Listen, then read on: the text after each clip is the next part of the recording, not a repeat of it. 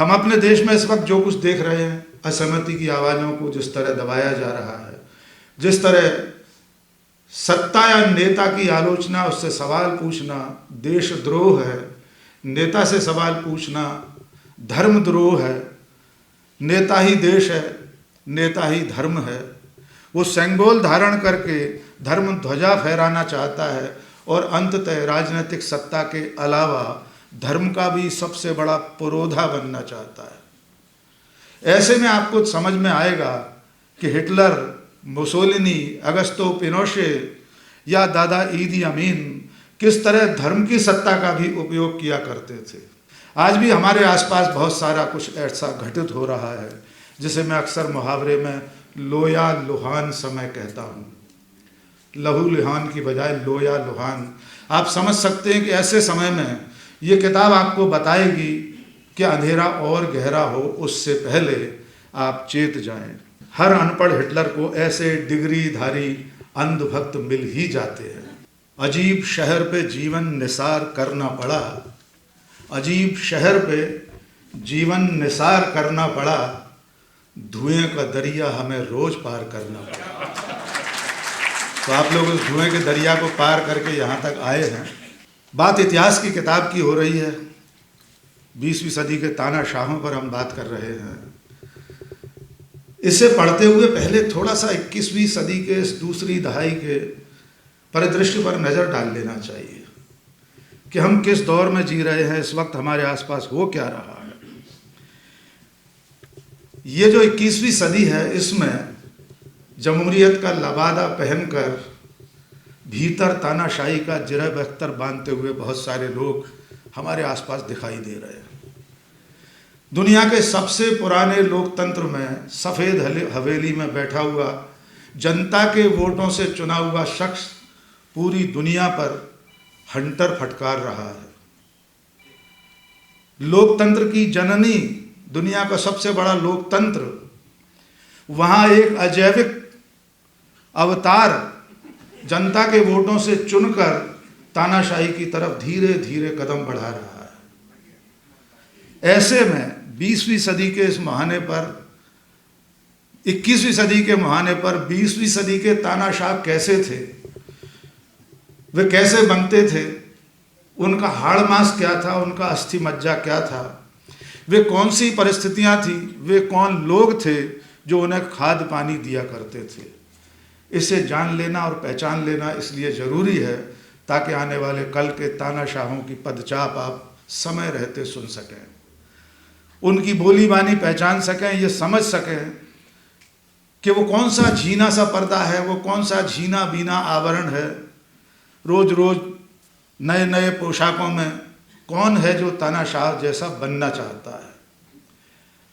जब आप इस किताब को पढ़ेंगे तो आपको लगेगा कि सर्वहारा की सत्ता के बहाने सत्ता के सर्वोच्च शिखर पर पहुँचे लोग कैसे 20वीं सदी में सर्वसहारा बन गए थे।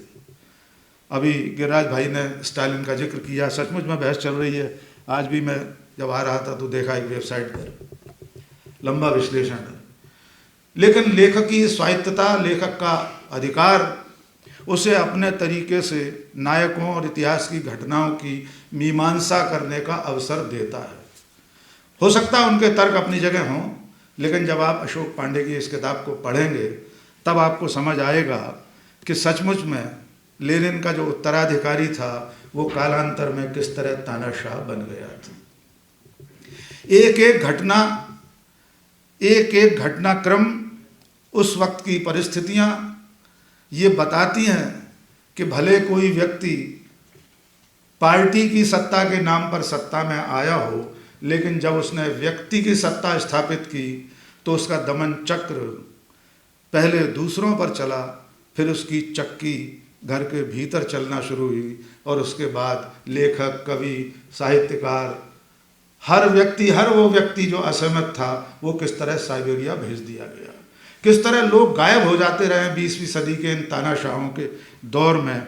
ये किताब इस बात का सबूत है। हम अपने देश में इस वक्त जो कुछ देख रहे हैं, असहमति की आवाज़ों को जिस तरह दबाया जा रहा है, जिस तरह सत्ता या नेता की आलोचना, उससे सवाल पूछना देशद्रोह है। नेता से सवाल पूछना धर्मद्रोह है। नेता ही देश है, नेता ही धर्म है। वो सेंगोल धारण करके धर्म ध्वजा फहराना चाहता है और अंततः राजनीतिक सत्ता के अलावा धर्म का भी सबसे बड़ा पुरोधा बनना चाहता है। ऐसे में आपको समझ में आएगा कि हिटलर, मुसोलिनी, अगस्तो पिनोशे या दादा ईदी अमीन किस तरह धर्म की सत्ता का भी उपयोग किया करते थे।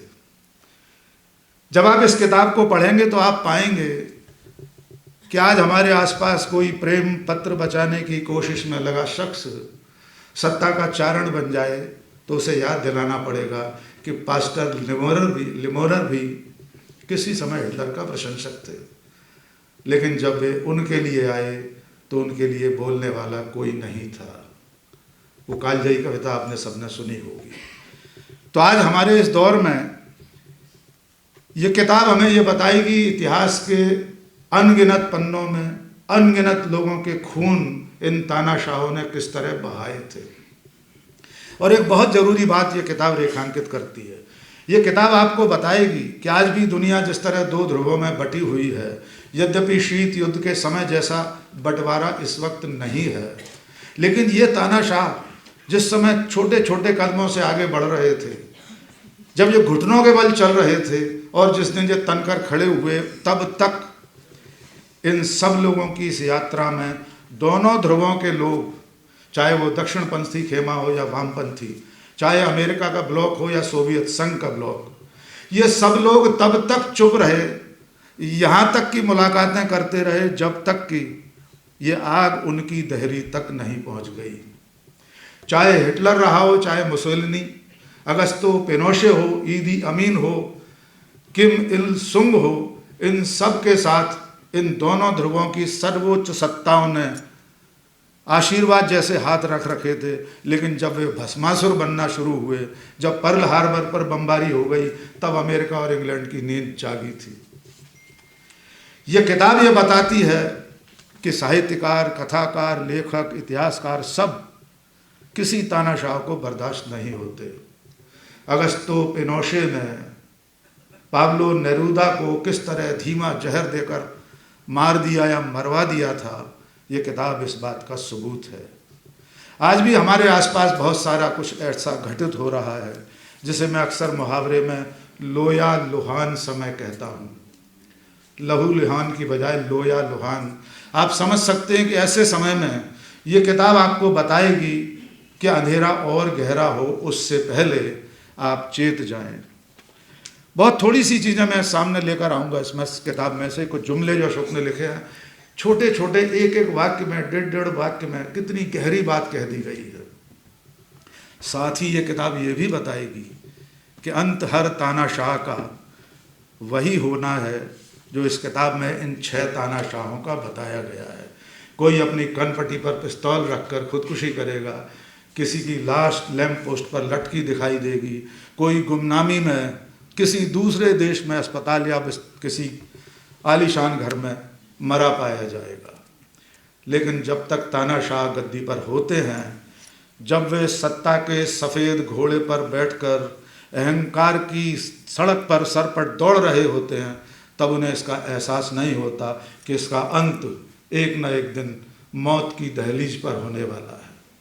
बहुत छोटे छोटे 1-2 उदाहरण मैं इसमें से आपके साथ साझा करना चाहता हूँ।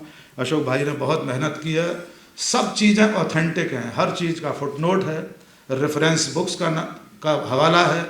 आप एक भी तथ्य का खंडन नहीं कर सकते, आप ये नहीं कह सकते ये आपने अपने मन से कहीं लिखा है। और इतिहास की किताबों के लिए यही सबसे ज़रूरी बात है।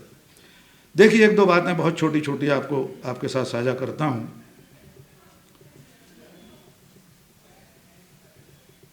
अशोक लिखते हैं अपनी किताब में पेज 36 पर, अतिवादी विचारधाराओं के लिए संकट खाद पानी की तरह होते हैं, वह कीचड़ जिसमें उनका कमल खिलता है। इससे ज़्यादा और कुछ कहने की ज़रूरत नहीं है, ये एक वाक्य अपने आप में पर्याप्त है। नाइट ऑफ लॉन्ग नाइफ्स, लंबे चाकुओं वाली रात जर्मनी में, हमारे आसपास भी ऐसे लंबे चाकू जो हमें दिख नहीं रहे हैं, धीरे धीरे जीभ लपलपाते हुए हमारे पास आते जा रहे हैं। गोएबल्स का जिक्र करते हुए अशोक लिखते हैं, हर अनपढ़ हिटलर को ऐसे डिग्रीधारी अंधभक्त मिल ही जाते हैं। हर तानाशाह यही चाहता है कि उसे देश समझा जाए, उसके खिलाफ बोलने वाले को देशद्रोही। हर हिटलर के पास अपना एक गोएबल्स होता है। हिरना समझ बूझ वन चरना। हमारे आसपास भी कोई हिरना हीरेन पता नहीं कौन था। हर स्टालिन के पास अपना एक बेरिया होता है। हिटलर और मुसोलिनी की तस्वीरें पूरे देश में लगी होती हैं जब वे सत्ता के शिखर पर होते हैं। उनकी जीवनियाँ स्कूलों में पढ़ाई जाती हैं। किसी की जीवनी में मगरमच्छ बचपन में पकड़कर घर लाने का वृतांत होता है, किसी की जीवनी में कुछ और। मुसोलिनी, जिसे इल ड्यूचे कहा जाता था, यानी वहाँ की भाषा में लीडर, उसके सुप्रीम लीडर जी, उसके शयन कक्ष में जिस बालकनी में खड़े होकर वो लोगों को संबोधित करता था, हाथ उठाता था, वो अंदर चला जाता था। उसके बाद बत्ती रात भर इसलिए जलाकर रखी जाती थी कि ताकि लोगों को लगे कि सुप्रीम लीडर 18 घंटे काम कर रहा है।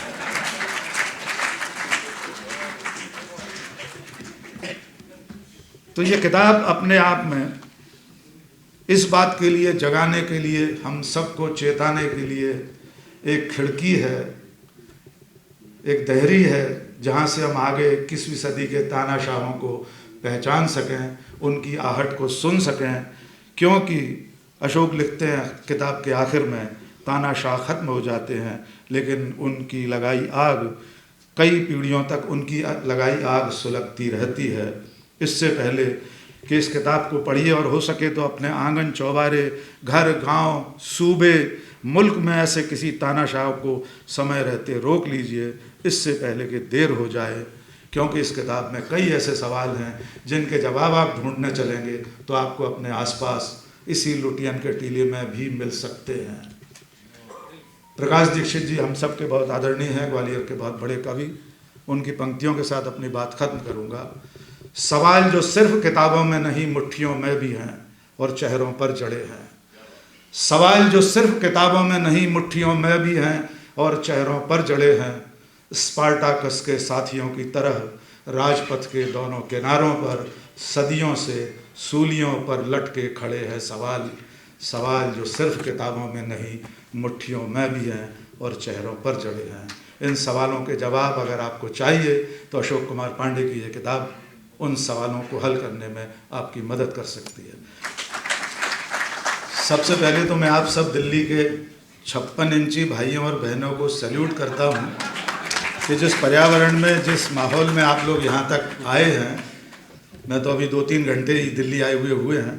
यकीनन आप सब लोग सलामी के काबिल हैं। हमारे ग्वालियर में एक दोस्त हैं अशोक भाई, और हमारे दोनों के छोटे भाई हैं, जाने माने शायर अतुल अजनबी। मुझे लगता है उन्होंने आप लोगों के लिए लिखा होगा, अजीब शहर पे जीवन निसार करना पड़ा, अजीब शहर पे जीवन निसार करना पड़ा, धुएं का दरिया हमें रोज पार करना पड़ा। तो आप लोग उस धुएं के दरिया को पार करके यहाँ तक आए हैं, इसके लिए निश्चित तौर पर आप धन्यवाद के पात्र हैं। धन्यवाद तो सिर्फ मोदी जी का, थैंक यू मोदी जी। उनको तो वे हैं तो मुमकिन है ही। और आप जब इस किताब को पढ़ेंगे, अशोक ने थोड़ी सी हिंट दे दी है, बार बार उनका चेहरा आपकी नज़र में आएगा। किताब पर बात करूं, गिरिराज भाई ने बहुत विस्तार से पुस्तक प्रवेश करा दिया है। उससे पहले मैं इस मौके का एक लाभ उठाना चाहता हूं। मैं अपने और अशोक भाई के पुराने दिनों को याद करना चाहता हूं, और उसमें एक संयोग भी जुड़ा हुआ है। आप जानते होंगे अशोक सरकारी अफसर रहे हैं, और ये ग्वालियर में 2003 से 2013 तक तैनात रहे थे। संयोग यह है कि मैं उस दौर में ग्वालियर में पहले नवभारत में संपादक था, फिर नई दुनिया में संपादक रहा। ऐसे ही लिखने पढ़ने वाले लोग जैसे एक साथ कहीं ना कहीं मिल जाते हैं, ऐसे ही हम लोग मिले। हमने एक नया प्रयोग किया, अखबार में एक पूरा पेज साहित्य का बनाया। अशोक भाई उसमें बहुत मदद करते थे। और मैं जिस संयोग की बात कर रहा हूँ, वैसा संयोग अब आगे शायद बन पाए ना बन पाए, मैं नहीं जानता। मेरी जो सबसे पहली किताब आई थी यूरोप का यात्रा वृत्तांत था, मैं कोसोवो गया था यूएन मिशन की रिपोर्टिंग करने, उसकी पहली समीक्षा अशोक कुमार पांडे ने लिखी थी। अब इसकी उलटवासी देखिए, जब अशोक भाई की किताब आई कश्मीर नामा, तब उस पर पहली चर्चा ग्वालियर में मेरे साथ हुई। आखिरी जो मेरी किताब आई उससे पहले एक कविता संग्रह आया मेरा, उसको अशोक ने छापा। उसका हिसाब चुकता किया अशोक जी ने। जब मेरी चौथी किताब आई सिंधिया और 1857, तो उसके विमोचन में अशोक भाई मंच पर थे। लेकिन ये सिलसिला बहुत आगे नहीं चल पाएगा, क्योंकि मेरी कुव्वत नहीं है अशोक की तरह लिखने की, अशोक की तरह पढ़ने की। अशोक तो जैसे किताबों में डूब गए हैं, किताबें लिखना, पढ़ना, हम सब तक पहुंचाना। डॉक्टर अख्तर नजमी साहब ने लिखा कि इसीलिए बनाया है घर किताबों में, इसीलिए बनाया है घर किताबों में कि बार बार तुम्हारी नज़रों से गुजरूंगा। अशोक ने किताबों में घर बना लिया है, इसलिए हमारी आपकी नज़रों से लगातार गुजरते रहते हैं।